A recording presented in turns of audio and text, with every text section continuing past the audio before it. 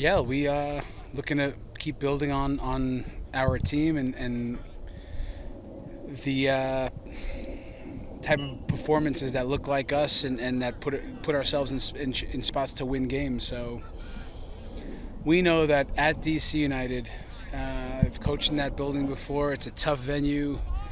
The fans get behind the team, and the team is hard to play against, and that's the first thing to understand when you play DC. So yeah, they haven't gotten all the results, but they've been in every single game this year, even the ones against Philadelphia.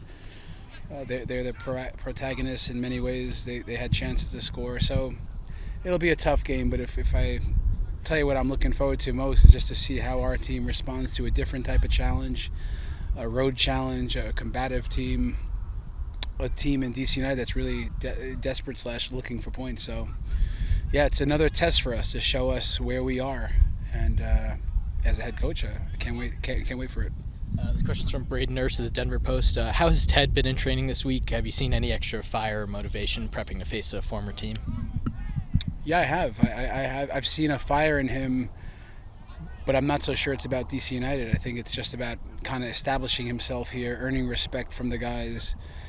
He has spent some real minutes with us in training, repping it in the second team games now, 2 in a row, building up his type of fitness, building up his understanding for the way we play. So no, he's hungry. He's young, and he's interesting. He had a great day today in training. I think he had a goal and an assist, so it's good to see him just comfortable with our group, fitting in more and more, and us understanding who he is more and more. But we saw a good week out of him. And as a former player yourself, if you ever went up against a former team of yours, did you ever have any of that extra motivation going into a match? I'd say I did. It's human nature, and I think this is a case of us wanting him. Not that they didn't want him. I think they helped in a big way get his career started and developed him as a player. And I think he probably has a lot of love for that team and organization and those players. So imagine the emotion for him going into that game to kind of like when you're playing against your friends. You love those guys, but those are the guys you want to beat more than anybody. So yeah, as a player, I think the human element is to just kind of meet up with the old friends and try to win on the day, but with no ill will. That's how it always felt for me as a player against my old team. This past matchup with Seattle saw a lot of positives on the night. What are you hoping that the team takes from that performance and tries to emulate on the road where there's no home crowd? Like you said, DC is a hard place to play. Yeah, when I talk about consistency around here, there's so many things that go into it, but it starts with mentality.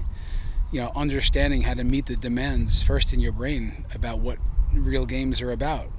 If you step on the field against Houston on the road, Seattle at home, those are long days.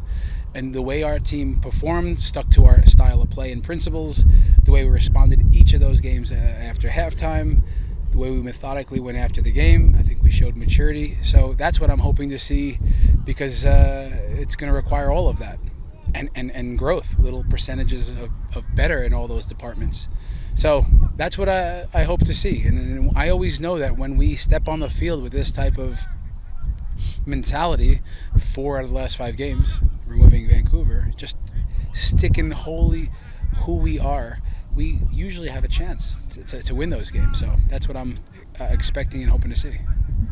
And a player that, kind of missed out on the starting position a couple games ago, Kevin Cabral came on and made a really big impact this past weekend. Serves in the ball that could have been a half a goal at the end. Got some really great touches. What have you seen from him to try to kind of really solidify himself in a starting lineup position? From Kev? Listen, I think when you're a striker, an attacker, you judge yourself on goals and assists, being dangerous, creating goals and assists, right?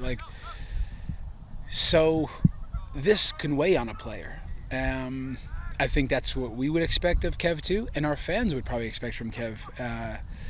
So yeah, to see him come on the field in let's call it 20 minutes, create a winning assist, because it was a goal that was called back. We thought it looked valid in many ways, but he put himself in a spot from his timing, from his quality, his willingness to having a header on target that almost goes in.